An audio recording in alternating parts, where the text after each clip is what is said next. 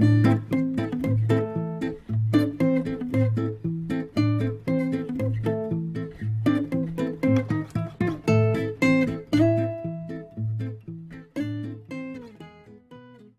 cette partie, nous allons déterminer les formules qui permettent de trouver le volume du pavé droit et le volume du cube. Commençons par déterminer le volume d'un pavé droit. Voici un pavé droit, et on va considérer ce petit cube comme l'unité de volume. Si on observe notre pavé droit, dans la longueur du pavé droit, nous pouvons mettre 8 de ces unités de volume. Dans la largeur, nous pouvons en mettre 4.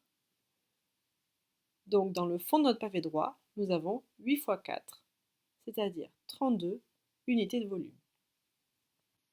Si nous superposons 5 fois ces 32 unités de volume, nous complétons totalement le pavé droit. Donc si on regarde dans la hauteur, nous pouvons mettre 5 cubes. Donc au total, vu qu'on avait 32 cubes sur le fond de notre pavé droit, et que nous en avons superposé 5 couches, nous avons 32 fois 5, c'est-à-dire 160 unités de volume. Donc finalement, pour déterminer le volume de notre pavé droit, nous avons multiplié la longueur par la largeur, puis par la hauteur. Voici la formule du volume d'un pavé droit.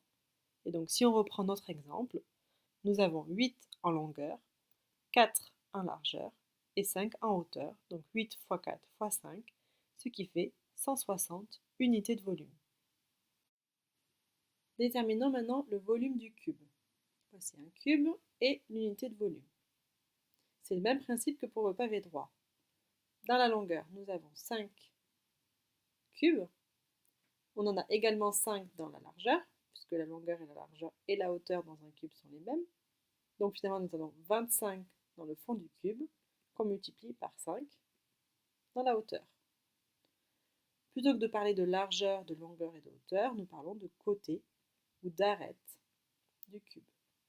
Donc finalement, le volume d'un cube, c'est côté fois côté fois côté.